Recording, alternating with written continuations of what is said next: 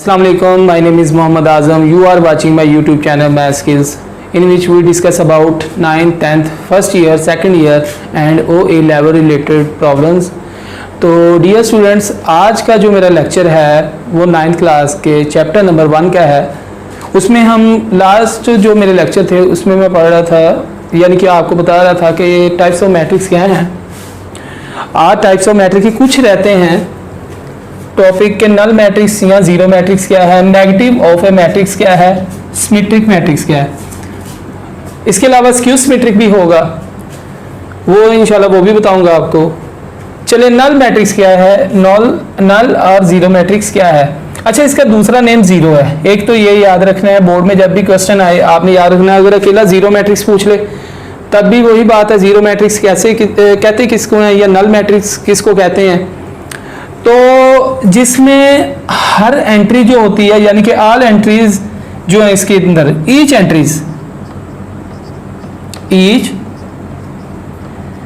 Entries in a matrix is zero are zero, जो मर्जी लिख लें। जीरो मतलब कि कोई मैट्रिक्स आप ले लें, चाहे उसके ऑर्डर जो मर्जी रख लें, जितनी भी एंट्रीज हैं उसके अंदर वो जीरो होनी चाहिए। एक तो आपने ये चीज याद रखनी है। कुछ और लगा लें यहाँ पे, जीरो जीरो, यहाँ जीरो अकेली लगा लें, ये वाला लगा लें आप।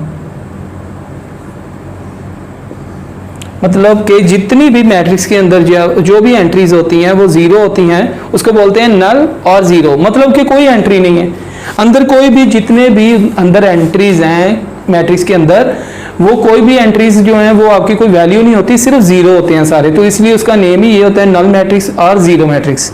अगर बोर्ड में कुछ भी आ जाए आपने ये लिख देना है। और एक बात याद रखनी है, इसको जब भी रिप्रेजेंट करना है इसको ओ से करना है। किससे करना है? ओ से। किसी और कैपिटल आपने लेटर से इसको शो नहीं करना, ओ से शो करना है इसको। ये मैंने 2-3 मिसालें आपको दे दी हैं, ये देख लें। Each entries in a matrix are zero, book में देख लें, डेफिनेशन जैसे लिखी है उस तरह आप याद कर लें। और आपने लिखना है it is represented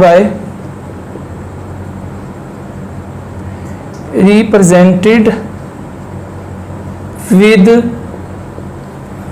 capital letter. कौन सा capital letter? O. It is represented with capital letter और बाय, जो भी लिखना है आप लिख लें, बाय लिख लें, ओ से शो किया जाता है। ये मैंने मिसाल दे दिया। अच्छा, नेगेटिव ऑफ ए मैट्रिक्स क्या होता है? कोई भी मैट्रिक्स आप ले लें, उसकी जितनी भी अंदर एंट्रीज हैं उनके साइन चेंज कर दें। अगर कोई पॉजिटिव की है उसको नेगेटिव कर दें, कोई नेगेटिव किया उसको पॉजिटिव कर दें। अगर ऑल एंट्रीज जो मैट्रिक्स के अंदर हैं, अगर वो सारी पॉजिटिव है उन सबको नेगेटिव कर दें, और अगर वो सारी नेगेटिव है उनको पॉजिटिव कर दें। मतलब ये सिंपल के अंदर जो एंट्रीज होती हैं मैट्रिक्स के अंदर, उनके सबके साइन आपने चेंज करने हैं।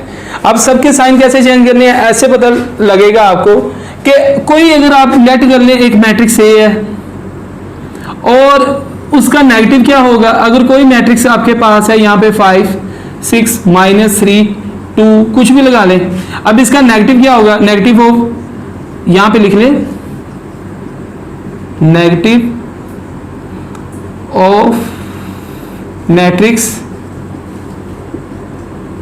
ए इज, क्या होगा इसका? आपने सिर्फ ए के साथ इधर नेगेटिव लगाना है और इसके साथ भी, ये सॉल्यूशन इसका दे रहा हूं, वैसे कोई एग्जांपल आपको लेके बता रहा हूं। यहां पे नेगेटिव लगा लें, जब अंदर माइनस को मल्टीप्लाई किया, माइनस वाले प्लस हो गए, प्लस वाले माइनस। अब ये प्लस वाला माइनस हो जाएगा, ये भी माइनस हो जाएगा, ये माइनस माइनस प्लस का 3 आ गया, ये माइनस प्लस माइनस का 2 आ गया।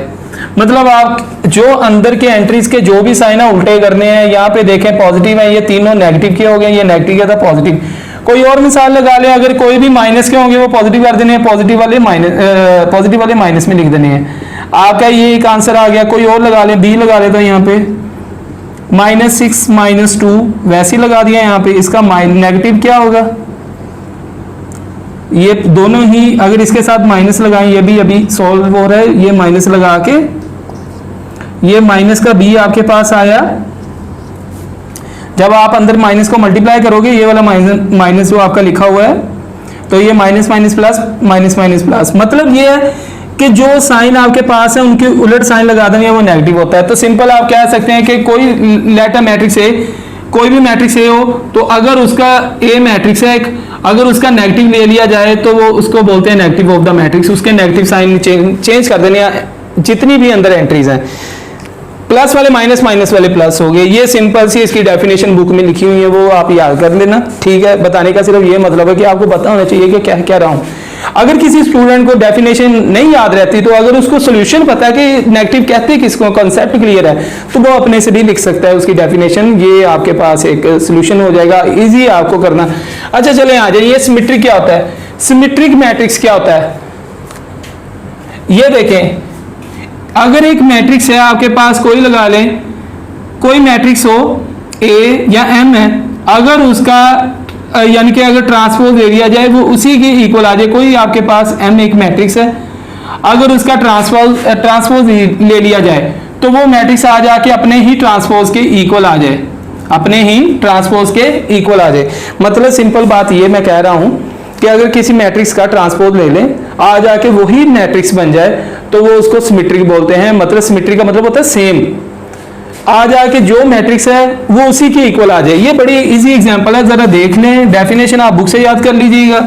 ये देखिए आपके पास मैट्रिक्स है, आपके पास एम, अगर मैं इसका सपोज आप इसका ट्रांसपोज ले लें, अगर इसका ट्रांसपोज ले लिया आपने, तो आपको बड़े अच्छे से पता, मैंने आपको बताया था कि या तो रो को कॉलम में चेंज कर दें या कॉलम को रो में। तो आप जिस तरह मर्जी कर लें, आप इसको कॉलम को रो में चेंज कर लें। पहली वाली पकड़ के इस तरह लिख लें 1 2 3 1 2 3। अब इसको ये वाली जो है, ये दूसरा कॉलम, इसको भी रो में चेंज करें, ये दूसरे की बारी दूसरी रो में आएगा। 2 - 1 को इस तरह लिख लें 2 - 1 4। अब तीसरे कॉलम को लें तो वो तीसरी रो में आ जाएगा 3 4 0, ये वाली जो एंट्री है 3 4 0। अच्छा गौर कर ले, यहाँ पे आपका जो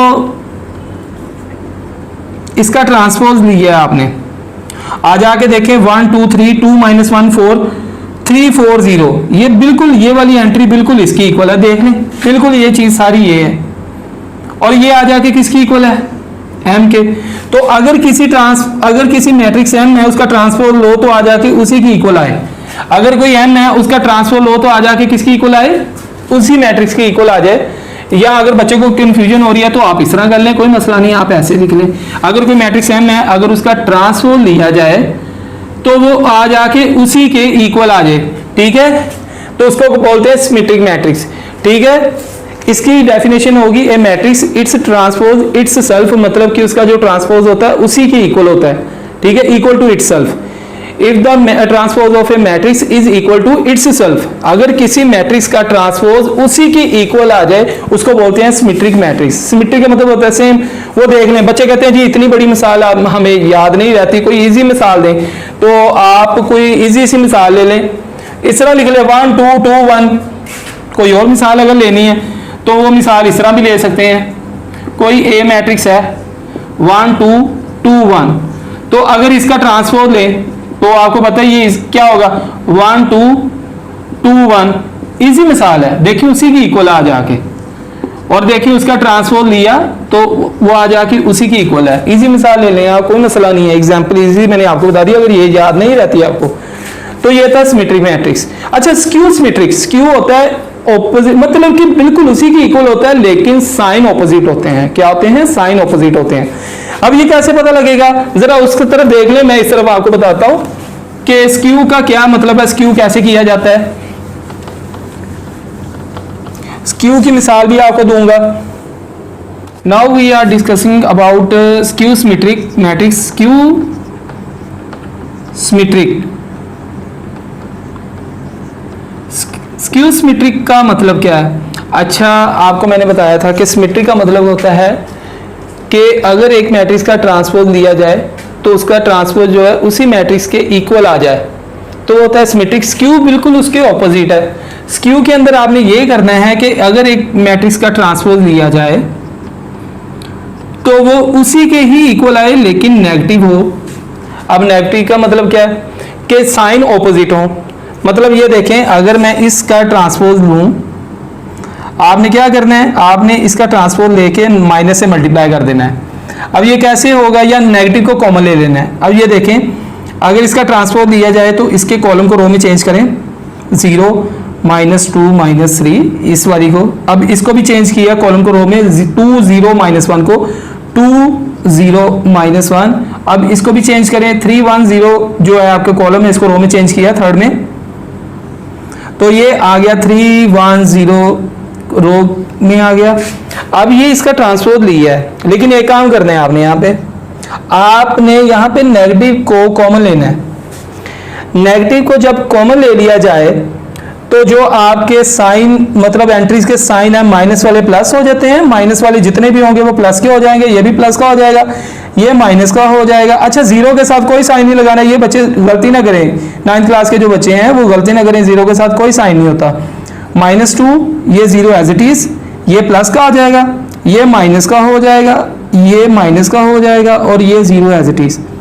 अच्छा ये देखें 0 2 3 -2 0 1 -3 -1 0 आ जाके किसके इक्वल है, इसको कहाँ पे है, इसके इक्वल है, और ये आ जाके किसके इक्वल है। अगर एक मैट्रिक्स यानी कि अगर आप मैट्रिक्स का ट्रांसपोज लेते हैं, यहां पे इसकी जगह पे आप लिख दें, यहां पे लिख रहा हूं कि इसका ट्रांसपोज बाहर साथ में माइनस लगा है, लेकिन ये इतना पार्ट जो है, ये वाला पार्ट जो है, ये किसकी इक्वल है, मैंने अभी बताया इसकी इक्वल है, देख लें आप कंपेयर कर लें, और ये आ जाके ए की इक्वल है। मतलब है कि आ जाके आपने उसी की इक्वल लगाना है, लेकिन माइनस को कॉमन लेना है। तो ये होता है स्क्यू सिमेट्रिक। स्क्यू का मतलब आप ऑपोजिट में ही ले लें, ठीक है, कि आपने उसके ट्रांसफर लेना है, उसके बाद आपने माइनस को कॉमन लेना है, तो वो जो मैट्रिक्स आपकी बनेगी वो आ जाके उसी मैट्रिक्स की इक्वल होगी, लेकिन माइनस बाहर होगा, तो उसको बोलते हैं स्क्यू सिमेट्रिक। इसको स्टूडेंट नोट कर लें। अभी तक इतना ही, उसके बाद आपको इंशाल्लाह ताला अगली टाइप समझाई जाएंगी। अभी ये नोट करें, इसको अच्छे से देखें, इसको कंसेप्ट को क्लियर करें। अल्लाह हाफिज़।